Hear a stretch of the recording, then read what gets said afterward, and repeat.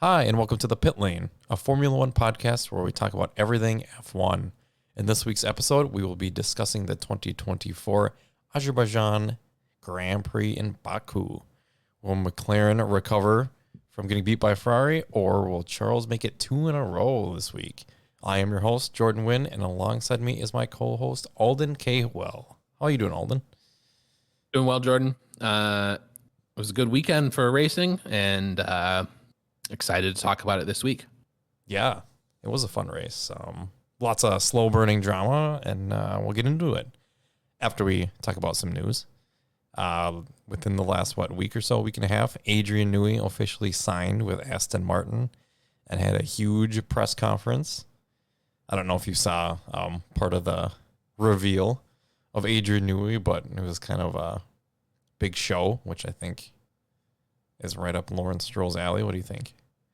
No, you nailed it on the head there. Definitely up Lawrence Stroll's alley. Adrian Newey deserves the red carpet rollout that Aston Martin gave him. He's clearly one of the best designers in F1, probably will go down as one of the best designers of F1 history. And this is a big deal for Aston Martin. The two drivers over there, Lance and Fernando, but also for Adrian. You know, he's leaving a team that he's been at for over a decade, almost a decade and a half. Yeah. So 2008, 2009 Red Bulls? Yeah, right season? in there. So this is a big deal for him as well. And I did see some of the highlights that came from the event. But I was not able to watch the whole thing or watch it live. But yeah, it's a big deal. And not only is it a big deal, but he's going to get a big paycheck. Yeah, I think reported was between 20 and 30 million pounds, which is obviously a huge number. And that's per year. That's a salary. Plus he gets, he's a shareholder of Aston Martin. Is it the group or the car company as a whole? I think it's the holding company for the F1 team. So this is the big team, the big group. Yeah. So I'm like, if it's a car company, it's probably not, it's not worth anything. But yeah, that's huge, obviously, for him. So some other notes we have is he reports directly to Lawrence Stroll. So he doesn't have to deal with, he does have to deal with other people, but he reports directly to Lawrence Stroll. So that'll be interesting. I'm sure they're buddy right now, but as things go on, you know how Lawrence Stroll gets. So hopefully it stays that way and Adrian can help design a race-winning car, at least get him in a good position. Sounds like he will be focusing on the 2026 car mostly when he starts up. And like I think we mentioned it last week in our podcast, or our last podcast, that he can start after his gardening leave in March. So kind of the beginning of the next F1 year almost. Yeah, March of next year, 25. So he should be able to hit the ground running. Obviously, he can't do any design work and whatnot right now, but I'm sure he's fielding calls from Aston Martin with some thoughts and ideas off the record. And just a side note, he'll be reunited with Honda, obviously, with the new engine deals and Aston Martin essentially being a works team in 2026. And he's worked with Honda with Red Bull for the past, about 5 years now? 5 or 6 years. So that relationship's already in place. So that's probably another big reason why he's there. He knows that Honda knows how to build engines for F1 now. Yeah. And there's a lot of senior design folks over at Aston Martin who have signed over the last 2 or 3 years that they've poached from other successful teams. I think he's going to be reunited with some folks who he worked with over at Red Bull, who left in the last 2 years for Aston Martin. So it's not like he's necessarily going to be reunited with his all-star design team, but between being reunited with Honda and their team that works on the F1 engine, who will now be working with Aston Martin, and basically Adrian Newey setting up the entire design team, his larger work that he'll be working on is basically setting up the design team for this Formula One team, who will all report to him. And he will work alongside Mike Crack, who's the current team principal. So yeah, they kind of will be co-heads of this giant juggernaut. And they'll be responsible for, I guess, competing ultimately for the championship in one way or another. Yeah. And I sincerely hope it works out, because I'd love to see Fernando in one last hurrah with a championship competing car. It would be a lot of fun. Obviously, Lance Stroll would be one too, but we love Fernando, so I think that'd be fun to see, and hopefully the move works out for everybody there involved. Yeah, you got to give Lawrence Stroll credit. He was kind of skeptical when he first took over Racing Point, in the courts or whatever, but it was kind of, he's putting his money where his mouth is, that's for sure. He's not holding back. He's trying to build a championship winning team, unlike some other teams on the grid. So you got to give him some credit that he's swinging for the fences, man. No, that's the best way of saying it. He is swinging for the fences. He's doing everything possible to build a championship worthy F1 team. And it'd be great to see both Lance and Fernando have success in that team. Obviously Fernando, because it's been so long since he's been in a super competitive car. I mean, there was some elements of competitiveness in the early parts of last year, but it would be nice to see him win a couple more races before he's done. Hopefully he can last until 2026. And then for Lance, I mean, obviously I think this is his dream, but he catches a lot of stick for not being good enough, taking up someone else's seat. But, if he got a really competitive car, I mean, that'd be awesome to see what he can do with it. I don't think he's ever going to be as good as Fernando, but he can certainly make the haters question. He did score a couple podiums with that Williams, didn't he? Back in like his rookie and second year with didn't when they he had a get decent third car with in Baku? Bottas. Yeah, he got Yep. So good things coming for Aston Martin. Fingers crossed. And other news this weekend, Oliver Bearman replaced Kevin Magnussen because Magnussen accumulated too many penalty points on his license. So Kevin Magnussen was suspended this weekend. So Bearman takes over at Azerbaijan in the Haas. He took over for Carlos Sainz when he had appendicitis in Saudi Arabia once this year in the Ferrari, and got 6 points. So yeah, he also had a good weekend this weekend, and we'll get into that a little bit later. Yeah, he sure did. I know there's been some folks in the media clamoring, kind of drumming up support for Bearman sort of replacing Magnussen for the rest of the season. It's probably a bit premature. Magnussen's obviously got a contract, so I don't think that's really going to happen. He's also a proven point scorer. It's probably just a little premature to start asking questions about whether Bearman will replace Magnussen for the rest of the season. But I did hear people ask the question this weekend. Let's get into the race weekend, huh? We'll start with a little bit of practice information. Charles Leclerc crashed in FP1 at turn 15. Seems like he went in, going a little deep. And still tried to make the corner, which is very tough, especially on this circuit or any street circuit. Usually end up hitting the wall. That's exactly what happened. Colapinto also crashed in a second weekend in a Williams, which is kind of what Williams is trying to avoid, but he made up for it later, let's say. But yeah, he also crashed in FP1. And Carlos... Yeah. Sorry, keep going. No. I was just going to say, like, FP1 seemed like a very, very windy session. It was super dusty, if you remember, during the coverage. Like, the track was just so dirty. It took a lot of running in FP1 and FP2 to sort of clean up the track and make it, I don't want to say drivable, but easier to drive, where the drivers didn't have dirty lines all over the place on the racing line. But yeah, both of those drivers, Leclerc and Colapinto, got caught out, crashed. Yeah, a note on the wind and the dustiness. So if you don't know, Baku's located on the Caspian Sea, right? Yep. And like the other side is like desert. So that's where you get the dust and the wind from.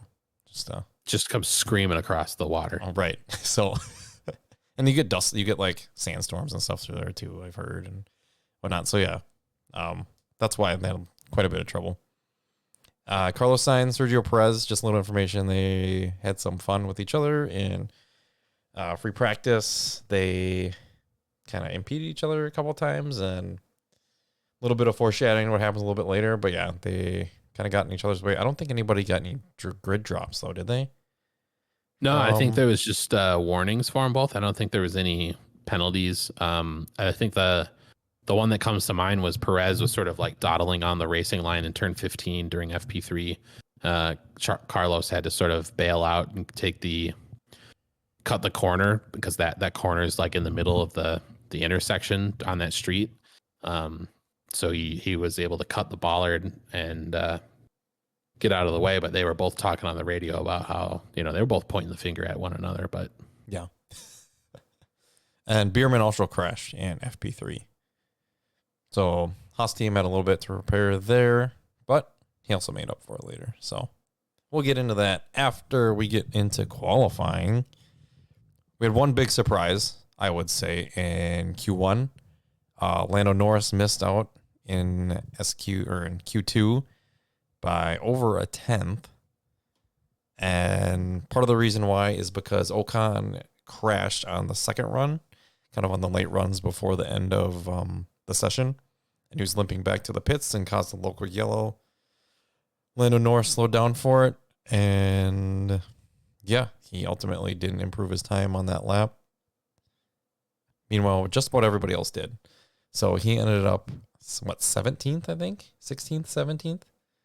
Yeah, I think he ended up 17th. But yeah, it was a unfortunate weekend for Ocon. He had issues during free practice 1. He had issues during free practice 3. Crashed during qualifying, then during the first session. Struggled to get his car through qualifying and honestly through the whole weekend.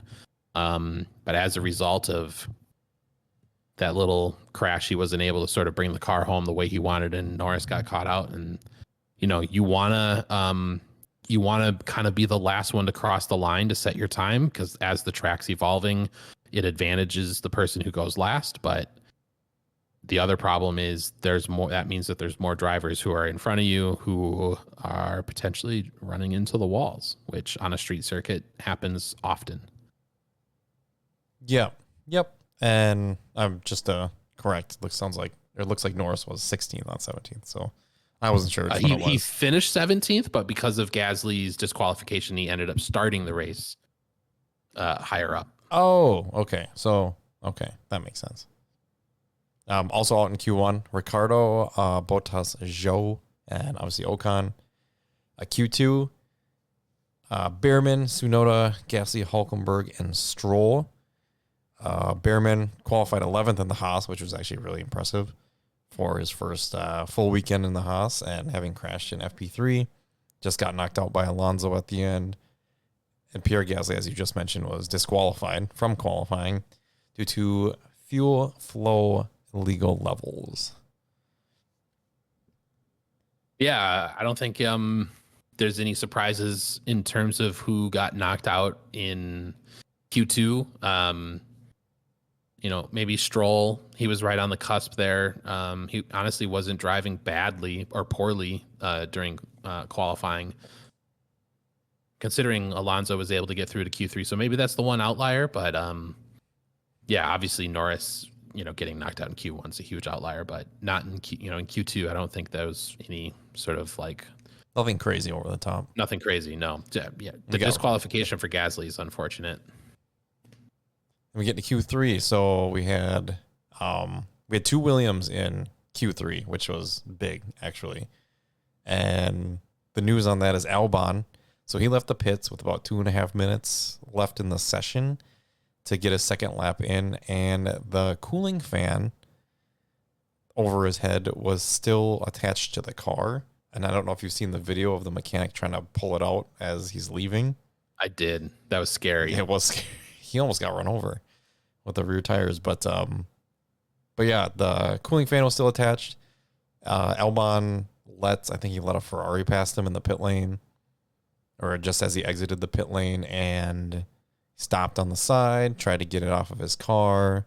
I think the team was telling him, don't let any of the stewards take or touch the car, so he wouldn't get disqualified. So Albon ended up essentially being able to reach over his head, pull the cooling fan off of his car, and he kind of tossed it over the side of his Williams. And they showed like the driver dash cam essentially that's looking at him, facing his face and his helmet, and you could see like the dry ice next to him, like on his shoulder, almost like above his shoulder. It was kind of funny. Probably not for him. No, but I was like, oh geez, the dry ice is just sitting there. I don't know how he's going to do a lap as he shakes it all off. But yeah, ultimately he didn't get it. Would fly. Well, once you start driving 70 miles an hour, that'll fly off. Yeah, but it was just kind of funny. And but yeah, ultimately didn't get across the line. I think he had just came back into the pits. Anyways, did he just come into the pits? I thought so. He tried to set a time. Okay, I think he couldn't remember into the pit. Okay, I could be wrong, but I thought that's what happened. But yeah, he either way didn't get a second run in, and Colapinto ends up out qualifying him, and it was the first time he was out qualified since Latifi, I think we figured out in Silverstone at the British GP. It was at 2022. Yep. So yeah, good for Colapinto in a second race. Out qualifies Albon. Needed a little help in that situation, but had some sabotaging going on the other side of the pit in the garage, but no, we're not trying to start anything. But yeah, he did get some help, and that's how it starts, right? He'll take it. He'll build from this. He'll help his confidence. He'll be able to, work through what he needs to for the next time out. And he knows he can do it. Yeah, and he has pretty good battles out there too. Yeah, he is quick. He's definitely quick. The car is slippery. I mean, it helps that they're in Baku, right? It's a low downforce circuit. There's a lot of straights. They're very fast.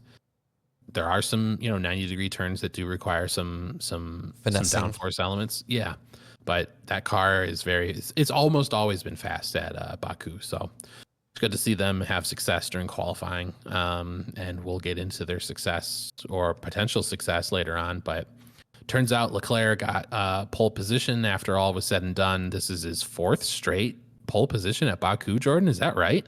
Yeah. Wow. Yeah. That's insane. It is, considering he hasn't won any of them. But yeah, that was a stat I saw. Spoilers. Oh, yeah, sorry. Except this one, maybe. Yeah, it's fourth straight pole. It was great to see. The Ferraris, upgrades still working here at Baku. I'm sure they kept some of the parts from their Monza run. It was also low downforce, so yeah, it was big for them. Carlos Sainz ends up P3 as well. So Ferraris and outfit together had a great qualifying. They were split by Oscar Piastri, who was P2, Sergio Perez P4, George Russell, Max Verstappen, Lewis Hamilton, Fernando Alonso, then Colapinto and Albon rounded out the top 10. Wow, so key thing to take away here is that Perez out-qualified Max. No penalties, no grids positions, no funny business. That's just straight up out-qualifying Max on merit. And wasn't that the first time since Miami last year? Yeah, it was either since Miami last year or Baku last year or something. I can't remember which one of those races was first, but yeah, it was I think Baku was early last year, so I think it was Miami.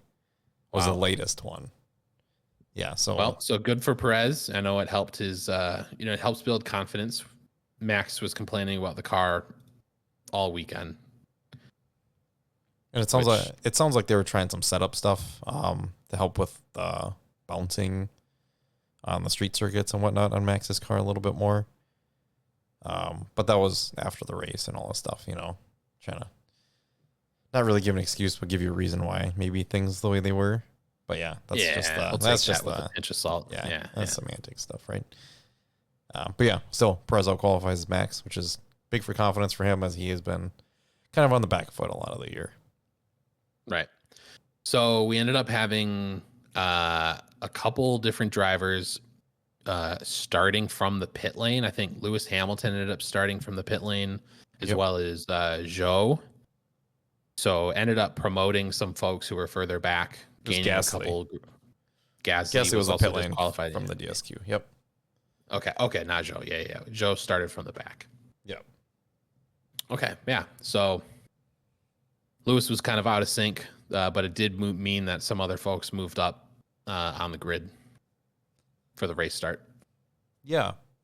Let's get into the race. How should we start here? Go ahead. Yeah, no, let's just start from the race start. Everyone got a good start off the line. There wasn't any poor starts by the top like 6 or 7 drivers. They all got away clean. They all got away to the first corner. It was a good drag race to that first corner. Everyone got through the first corner without damage. Everyone also got through the second corner without damage, which is huge there because that's 290 huge in Baku. corners. Yeah, so that was good. There weren't really any lead changes aside from what was that, 3rd and 4th or 4th and 5th. I think Max got by George Russell. Yeah. Yep. Yep. And then, it stayed Leclerc, Piastri, Sainz, Perez through the first many laps. The only real issue on lap 1 was Stroll hit Tsunoda in turn 4. Kind of just like clattered right into him. Yeah. Poor Yuki. Poor Yuki. I think it was 2 races in a row, right? He's had side pod damage. That's at a high speed circuit. Yeah. It's just a giant hole in a side pod. Not good for business. No, and Stroll kind of, was talking on the radio how Tsunoda closed the door on him. Kind of just looked more like Stroll drove his car straight into Yuki. I'd say that's Stroll's fault. Stewards didn't say anything. They didn't penalize him. Stroll got a puncture. He got a what? Oh yeah, Stroll he did had get a puncture. Yeah. So he had to pit right away as well. So that was probably why they didn't give anything. That's true. He did come in after the end of lap 1. So yeah. So I guess lap 1 was crazy in the sense that everyone ended up, for the most part, having no damage. They got through it all. Yeah, but definitely a clean start.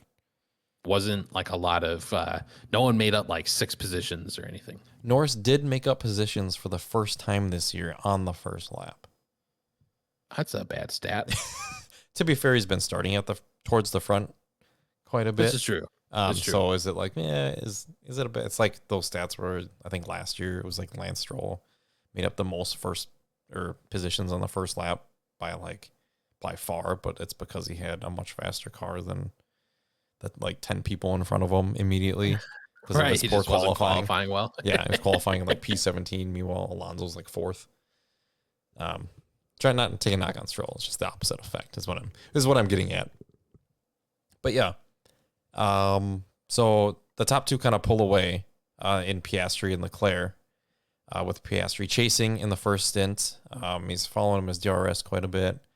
Can't seem to get close enough to tires start overheating. They're both on the mediums at this point.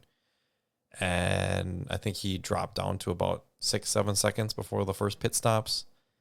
And Piastri pits early, or not early, he just pits. And goes for an undercut. And I think was it Norris that was holding up somebody for him? Was he holding up Perez? Yeah. Yep. Norris or Perez, because had pitted, I think, the lap earlier, and Norris was far enough back where Perez was behind him when he came out of the pits. So Norris just backed him up, I think, through the last section or the last sector or second sector or something. A couple of seconds, and made sure Piastri came out in front of him. And Piastri came out in P2, still behind Leclerc. But they had a nice battle as they're both on the hard tires, and Piastri ends up getting past Leclerc on lap 19. Only 5 laps into the second stint. Yeah, because shortly after Piastri was able to come out ahead of Perez, Leclerc ended up pitting as well. So he ended up coming out in front of Piastri. Piastri was on some tires that I think their offset was like 2 or 3 laps. But shortly thereafter, Piastri, like you mentioned, he passed Leclerc. After it was the quite race, the dive bomb too. It felt dude, like he came. You're right. into turn 1. But Well, maybe not a dive bomb. It was a The late door break. was open. Yeah, the door was open. Didn't look like Leclerc was defending that hard. Maybe he didn't think Piastri was going to be able to do it, but it was not unsafe. Like it was all very It was coordinated clean. and yeah. Yep. But yeah, while they were battling one another, we saw some stuff after the race. Some of the cameras that position themselves to look at the rear wing that people have access to now kind of made it look like Piastri's DRS flap was moving in a sense that it was flexing. warping. It was flexing. Yeah, it basically like the gap between at the very bottom was opening up as the wing was flexing, which made it possible for the car to lose drag at the very highest of speeds along the main straight. People are questioning whether that's legal. Just to be clear, the McLaren car, every part of it has passed the FIA's testing that it determines whether or not a wing, front or rear, passes inspection. And everyone else's cars have also passed the same test. So, you can look at it and kind of see the gap opening up. I don't know. I don't know off the top of my head, like if there's any, it doesn't appear to be, and I'm not trying to explain it or like make excuses, but I can't remember if any part of the Ferrari, because they were comparing the Ferrari and the McLaren, what parts of this part of the wing is painted, like what color they are, because it could visually, like, depending on how the sun was hitting the orange paint, could make it appear like there was a larger gap than there really was. And I also can't remember if that part of the Ferrari wing is painted black or if that's the part that's white with the new Hewlett-Packard sponsorship. But I have to give that another look just to like see it. There could be some tricks to the eye. Yeah, it was definitely interesting seeing all those pictures afterwards and how quickly they made their way onto the internet afterwards. It's like, wait, what are we talking about? And like it started with like the corner flaps on the DRS portion, and then all of a sudden, like 20 minutes later, I saw like a bunch of posts. I'm like, oh, here's the entire wing, and it's like the entire slit length of the wing is opening up just a little bit, it looks like. And like you said, could it be an eye trick thing with the lighting or whatever it is? But yeah, I don't think I saw that on the Ferrari at all either. So yeah, might need to take another look to see if there actually is any difference between the two in that fashion. But yeah, like, it was a good battle between the two. Piastri held on. I know I kind of spoiled it right away, but Piastri held on to the win, or to the lead, and held on and ultimately won the race. Leclerc, I think, only got side by side with it one more time toward the end of the race, and Sergio Perez was also nearby too, so he was always there. And then as Piastri's he's starting to pull away, Leclerc's tires are burning up a little bit. They're getting worn out from being in Piastri's DRS and dirty air for like 40 laps right now, or about 40 laps or something by then. So they're burning up really bad. Bringing Carlos Sainz into the mix now too. I don't know if I think Leclerc was defending from Perez going into turn one, and Sainz ends up getting past Perez because of how those two had battled, Leclerc and Perez.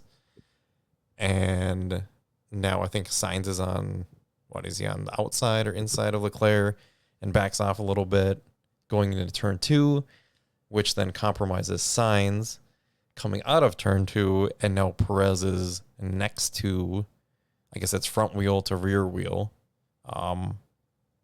with Perez and Carlos Sainz going down the next straightaway. I don't want to call it the back straight because like half the track's a straight, but they're essentially Perez's front right tire is next to Carlos Sainz left rear tire.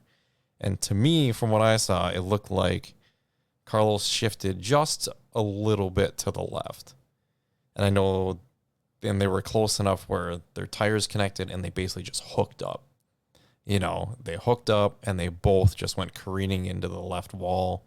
On Perez's side, they both crashed with 2 laps to go, I think.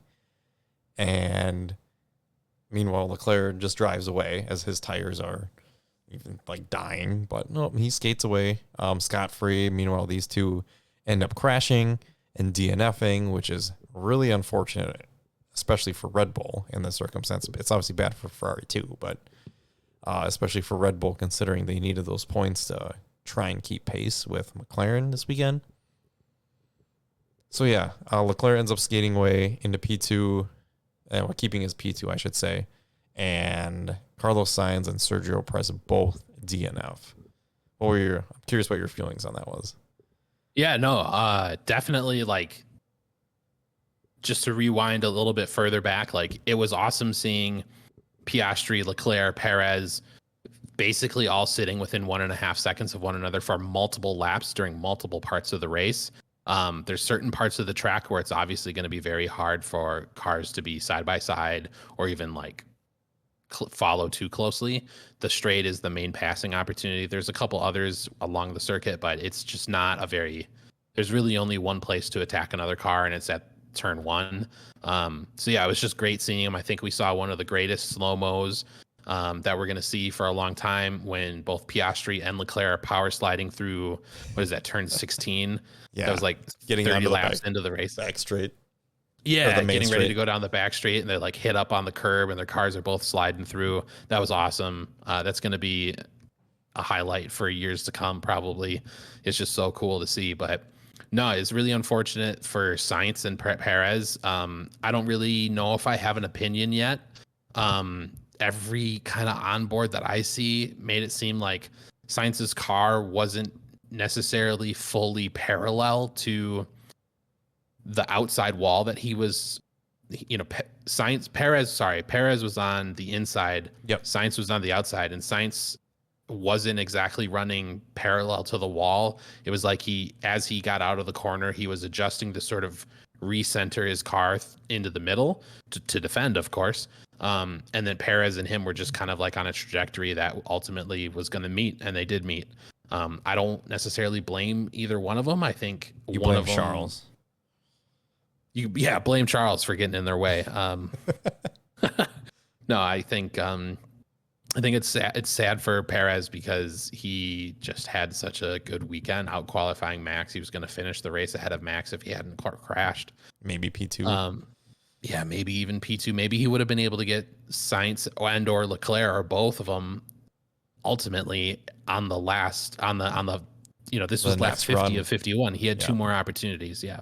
So it's really unfortunate for him because, like you said, Red Bull need all the points they can get, and they get 0 with him crashing out. But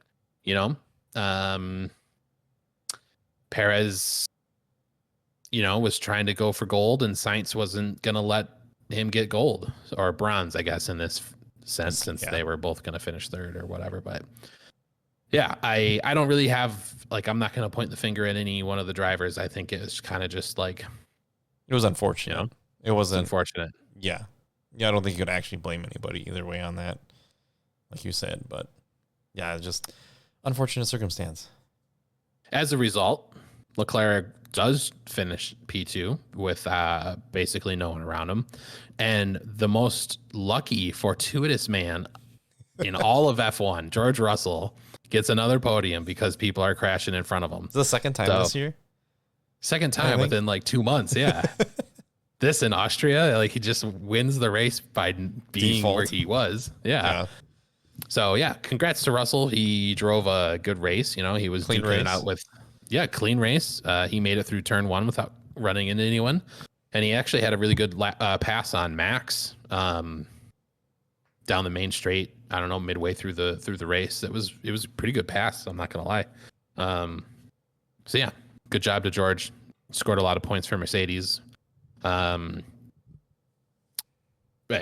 got on the podium, Yeah, he's collecting a lot of trophies, this guy. Got to be there to pick up the pieces. He's got to head that 10 or not pick up the pieces. Not run over the pieces. Right. Like Hulk, the way he was talking about it. Oh, Said it was a wall of carbon fiber. jeez. Yeah, good for Russell. Let's get into the Norris Verstappen championship, quote unquote, battle that may or may not still be on. Norris starts P16 on the grid. He works his way through the pack and he meets up with Max Verstappen, I don't know, with like 5 laps to go or so. If that, 3 or 4. It was like around the same time. It was before the crash happened, obviously. Because I was so close to the end of the race. And yeah, he just main straight drives right by Max. Nothing Max can do. I think Max defended briefly. And then Lando went right by him on the main straight before turn 1 anyways. And yeah, Lando Norris ends up with a P4 starting P16. Huge, actually, finish for him. We thought, or I did, I thought the championship was kind of dead in the water at that point. I didn't think he'd get that far up the grid. The crashes didn't really, I mean, it helps his position, but it didn't get him any more points on Max. But yeah, he also got the fastest lap, so he gains 3 points on Max Verstappen this weekend. And Max just had a rough weekend. Definitely, Max did not have a good weekend by his standards. I think he mentioned he was complaining about a couple different things over the weekend. But Max scored 10 points, bringing his total to 313. We'll recap this later as well. But just to highlight this, Lando did score 13 points, so 3 more, a net gain of 3 points to put himself at 254. 59 points behind. Is that the math that you have, Jordan? That's probably right. I'd have to look at it. Okay, I was half listening to you, so I was trying to.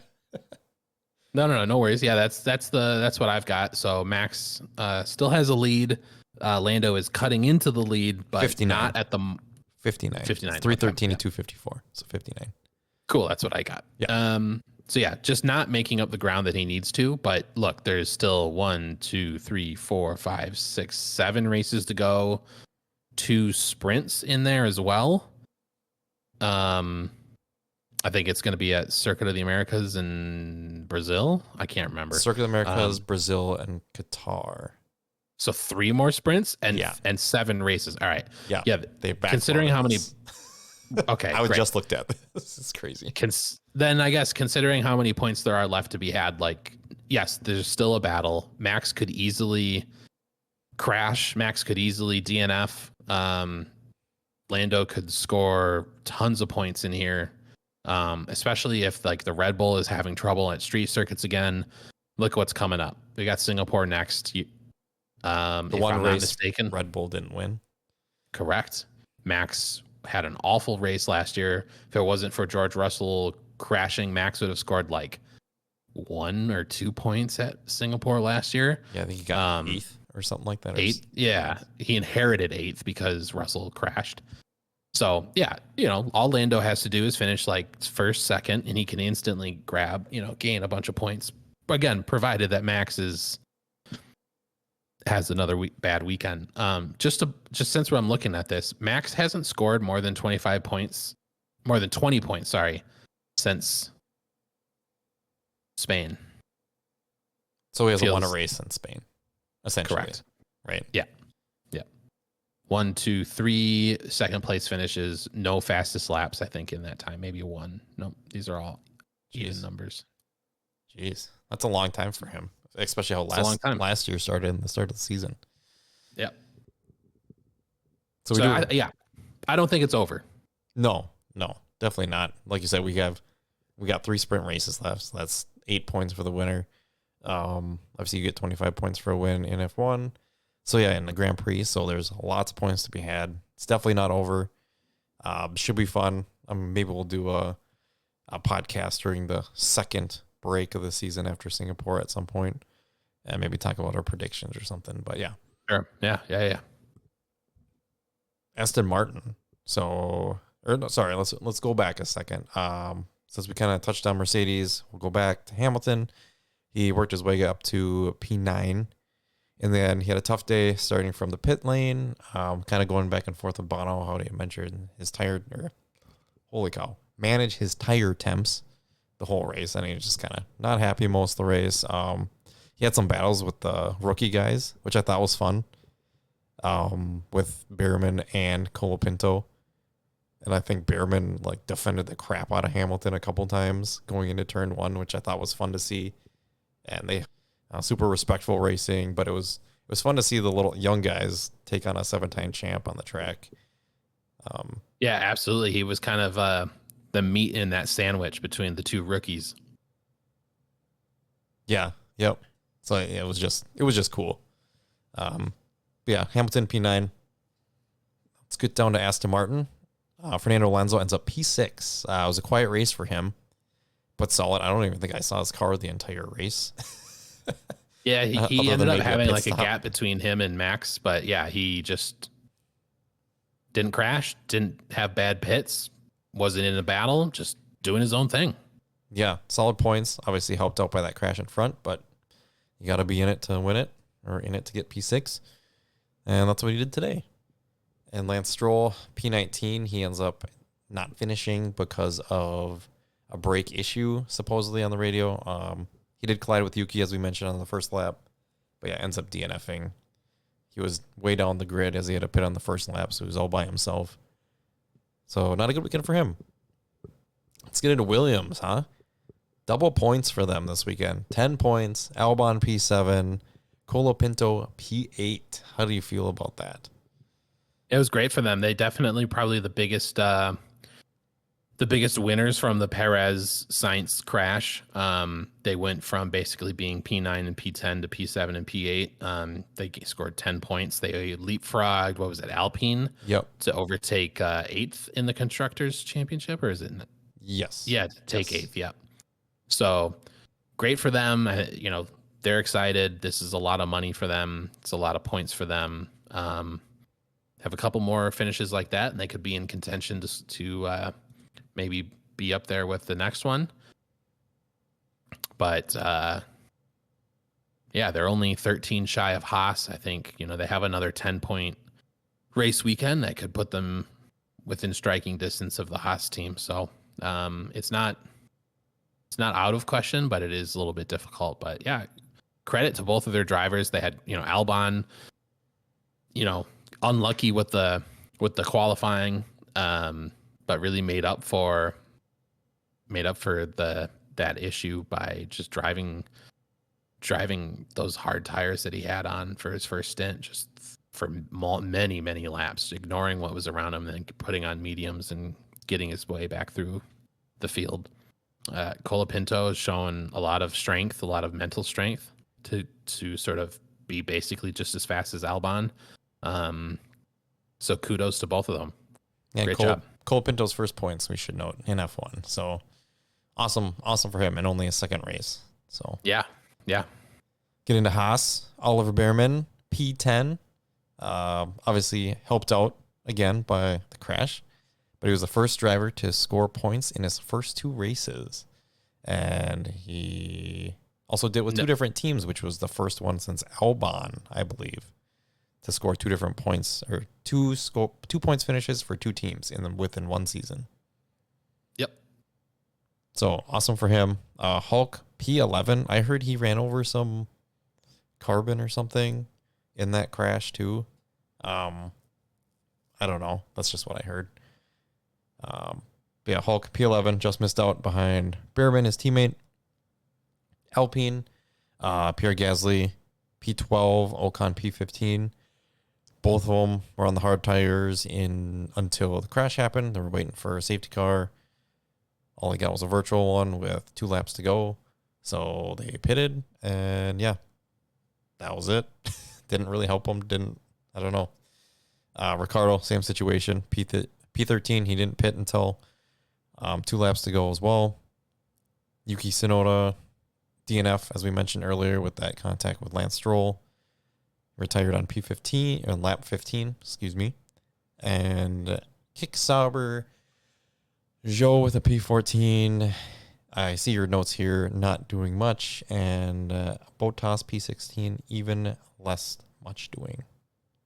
So I read it backward. Not much doing, even less much doing. Yeah, those were the notes I put in for Sauber. They didn't get in anyone's way. Stayed out of the way for everyone. It's too bad. You feel for Bottas and Joe. Yeah. It's a bad, slow car. Yeah, it's not slow when you need it to be slow. It's not fast when you need it to be fast. They've definitely got the most colorful car, but they don't hand out trophies and points for liveries as much as we would like that to be the case. But yeah, I feel bad for both of them. And they're definitely going through transition, right? Like they've had some management changes. You know, they're bringing in definitely one new driver for next year, possibly two. Still don't know if Bottas will have that last seat over there at Sauber or if it'll be someone else. I've heard some rumors about James Vowles trying to get Colapinto that seat after his successful first two races. We'll see if Sauber bite on that. I know they're talking to someone else from F2 or F3. So there could be, you know, some additional newcomers. Maybe Bottas ends up staying there, but yeah, really feel for him. Also, you know, the RB team with Ricardo and Yuki, just like a P13 and a DNF is honestly just as bad as a P14 and a P16. They haven't done much in the past. After the break, No. I don't think they've done anything. No, they haven't done a thing. They haven't scored. They scored 1 point in Belgium. So they haven't scored a point since the break. Ooh. Yep. Although, to be fair, neither have Sauber. True. Well, Sauber hasn't scored all year, so I don't know. Yeah, well, hey, just pointing that out. Yeah, no, that's that. It's Alpine, the RB team, and Sauber just like pulling up the rear all the time. Hopefully, they're able to figure things out and get themselves into some points contentions. But yeah, looks like we've got different winners for the weekends. We're getting some winners and losers. I'll go ahead. I'll go first. I think yours has got a little bit more oomph to it, but you know, Piastri drove a masterclass this weekend. He qualified very well. He drove the wheels off his car. He just put his car exactly where it needed to be, and he succeeded. He doesn't crack under pressure. Great job. So he's my winner for the weekend. I think he showed why McLaren fought so hard to get him that race seat, and you know, poach him from Alpine. But yeah, great job by Piastri. He's my winner for the weekend. Yeah, my winner, or maybe winners, is Williams as a whole. Solid finish for them. Obviously, we kind of mentioned it earlier. They got 10 points this weekend. Colapinto, with his first points finish for Williams, gets 4 points. I don't know. I feel like it justifies, I'm sure they think it justifies getting rid of Logan Sargent mid-season, having Colapinto score points this weekend. We'll never know if Sargent would have done the same. But yeah, Williams, huge points this weekend. It's the biggest points haul for them, I think they said like 2 or 3 years in one weekend. Wow. So Wow. huge for them, obviously. And yeah, good for the team. Good momentum going forward to Singapore, another street circuit. So let's see where that gets them. Losers, who do you got? I got Perez as my loser for the weekend, only because it was looking so good for him. Yeah. To then finish on a DNF, right? Like he out-qualified Max. He was going to finish the race ahead of Max. He was going to reassert his confidence, reassert his right to race in that second seat, you know, by merit. It's not a commercial move. It's not because they don't want to get rid of him. You know, he's showing why he can race that car. And then, you know, it's not like that just goes away because of the crash, right? Red Bull probably point the finger at Sainz, rightfully so. You know, for that from their standpoint. But yeah, I think it's a loss considering how much of a win it would have been. Yeah, and it would have been a huge, like you said, it would have been a huge confidence boost and all this stuff Right. for him. And instead, it could be the opposite. I hope it's not. Right. I hope he doesn't take negative from it that this happened, but circumstances. If he had finished the race in second or third or even fourth, we may have even had him as our winner for the weekend. Yeah, very easily. My loser, my loser. Yeah, it was my loser. I was going to say, oh boy, my loser. I don't want to say the same thing. Man, Red Bull, I'd say, the first time not leading the championship in quite some time. At least since the beginning of 2022 or 23. Not leading the championship. They're down by 20 points immediately too. They got outscored by a lot this weekend, obviously with the crash and Max's struggles this weekend and Piastri winning. So yeah, their first time out of the first spot in quite some time, and it doesn't look like they have momentum to get it back either. And I mean, if Ferrari keeps this pace up, they might be working their way down to third as well. So they're not too far behind. Yeah, Ferrari are only 31 points behind. McLaren have a 20-point lead in the Constructors' Championship over Red Bull. So you are not wrong about the math there. Yeah, and like you said, we got 7 races to go. So anything could happen here. I mean, to be fair, Red Bull could, regain some momentum as well. But I don't see them getting back at McLaren unless those two make quite a few mistakes. Well, all it would take is for McLaren to qualify P1 and P2 in Singapore and then crash into each other in turn one. And possible. Then, they're putting up a big old donut. So that's all it really takes. Considering how close both of these championship fights are, I think the Constructors is closer.